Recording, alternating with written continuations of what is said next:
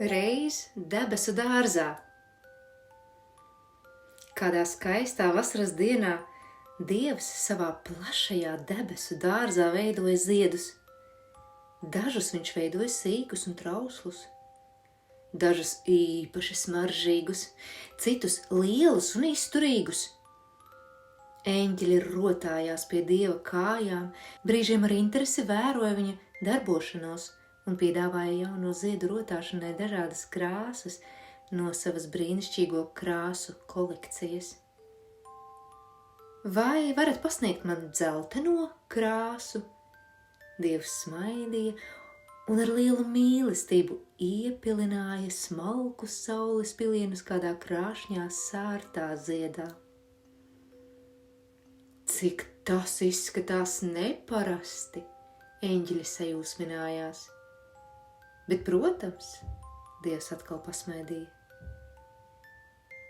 Man katrs zieds ir neparasts un īpašs.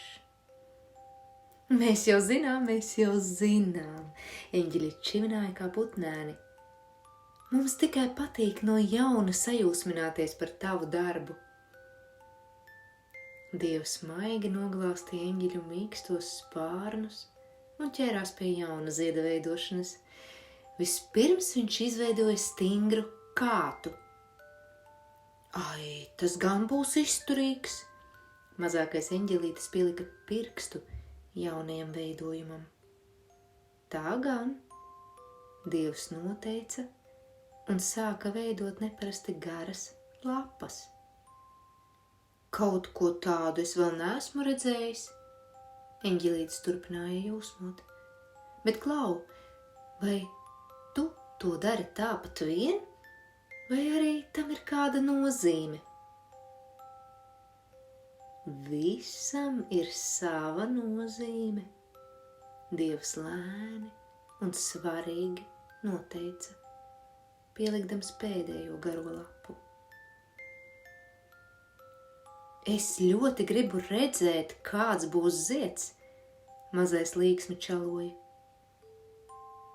Dievs lika un lika smalkas ziedlapas, vienu pie otras kuplā čemurā, bet eņģelītis skatījās uz radītāju pirkstiem un minēja, man šķiet, tu šim ziediņam ņemsi dzelteno krāsu. Kāpēc tu tā domā? Jo tā ir mana mīļākā, eņģelītis iesmējās. Jā, arī dzelteno. Dievs noslēpumaini noteica un turpināja kārtot maigās ziedlapiņas. Bet kāpēc tu tā nopūlies ap katru ziedu? Iejautājās kāds cits eņģelis.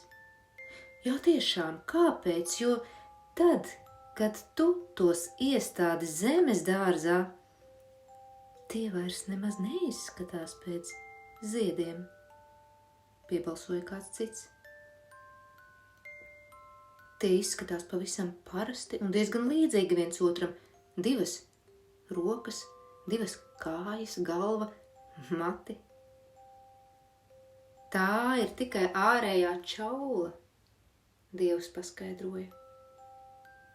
Bet iekšā katrs no šiem veidojumiem slēpj bezgalīgi skaistu, neatkārtojamu ziedu.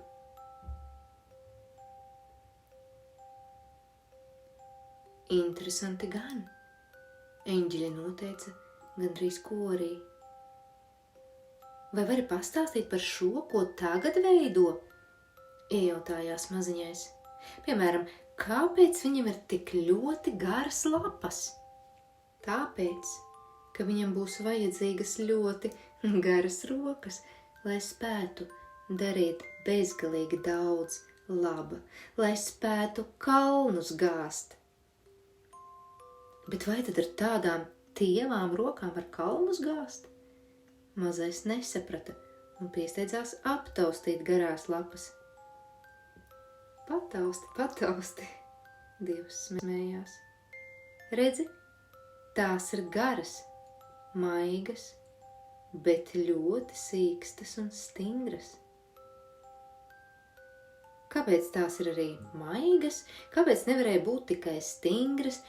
Ja jau šim cilvēkam būs kalni jāgāž, mazais turpināja prašņāt, jo šim cilvēkam būs arī daudz jāmīl un daudz jāglāsta. Ak tā, bet kāpēc tam ir tik ļoti, ļoti resns kāds?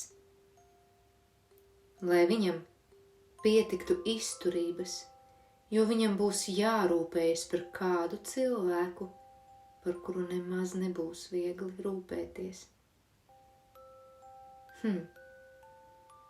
Eņģelītis pieklusa un aizdomājās, bet klusums nebija ilgs. Un kādu tu krāsosi ziedu? Jau pēc mirkļa mazais taujāja tālāk. Es vēlētos to krāsot visās priecīgākajās krāsās. Dažādās? Eņģeļi atkal iesaucās vienā balsī. Jā, gribu krāsot dažādās, lai šis cilvēks varētu katram no sevis dāvāt kaut ko skaistu un īpašu, lai viņam nekad nepietrūktu krāsu, ko dot citiem. Bet kas tur vidū? Eņģelēns piebāza mazo pirkstiņu pie zeltītiem bumbulīšiem, kas līgojās vējā. Tās ir īpašās prieka dzirkstelītes. Šim cilvēkam būs talants priecāties par dzīvi un talants dot prieku citiem. Kam šis cilvēks pieskarsies, tas smaidīs un uzziedēs. Cik skaisti tu stāsti, eņģeļi lielā mīļuma uzplūdā, saspiedās ap radītāju un apskāva viņu. Paldies par šo siltuma mirkli, Dievs klusi teica. Paskatieties, no šī jūsu mīlestības apskāviena ziedā ieplūda daļiņa no jūsu katra sirds. Tagad šā cilvēka mīlestība sniegsies vēl daudz tālāk. Vai tas ir labi, vai mēs neizjaucām tavu ieceri? Eņģelīši nedaudz satraucās. Nē, mani mīļie, tas ir tieši tas, ko es vēlējos. Dievs pēdējo reizi noglāstīja ziedu un ar garu, maigu roku iestādīja to zemes dārzā. Vai tu viņam devi vārdu? Mazais iejautājās. Nē, tas nav mans uzdevums. Vārdā viņu nosauks tie, kas šo ziedu visvairāk mīlēs. Kas tad? Mazais nerimās taujot.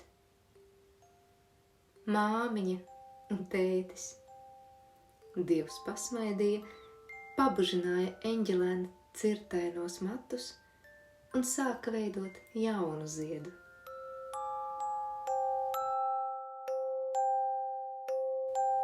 Praktiskais darbiņš. Mēs katrs esam īpašs, ar lielu mīlestību veidots, neparasts zieds Dieva plašajā dārzā, un mums katram ir savs uzdevums, savi talanti un spējas, sava īpašā vietiņa šajā pasaulē. Kādā brīvā brītiņā paņem baltu lapu un iztēlojies, kāds brīnumzieds esi tu. Uzzīmē to un pielipini sev pie sienas. Skaties un priecājies par tā skaistumu un atceries, ka tāda kā tu nav vairs neviena visā plašajā pasaulē. Lielāki bērni, tādi, kas jau veikli spēj izgriezt sarežģītas figūras, var izmēģināt šo burvīgo uzdevumu. Paņem plānu baltu lapu, pārloki to horizontāli uz pusēm, lai sanāk tieva gara mājiņa. Noliec šo mājiņu guļus uz galda ar locījuma līniju uz sevi. Pie šīs līnijas ar zīmuli raksti savu vārdu. Katram burtam jābūt kaut vienā vietā savienotam ar nākošo burtu. Burtu apakšmalē jābūt tieši pie pašas locījuma līnijas. Kad vārds uzzīmēts, tas rūpīgi jāizgriež, griežot abas salocītās lapas kopā un nepārgriežot locījuma vietas, lai pēc tam izgriezto vārdu varētu atvērt vaļā un tas sanāktu dubultā. Burtiem jāpaliek savstarpēji saistītiem. Izgriez arī visus caurumiņus, piemēram, kā burta A vidū. Kad vārds izgriezts, uzmanīgi to atver un pagriez vertikāli. Cik neparastā būtnē tas ir pārvērties. Un interesantākais ir tas, ka pat bērniem ar vienādu vārdu izveidosies katram citāds tēls. Jo nav uz pasaules 2 vienādu Oliveru, 2 vienādu Gabrielu.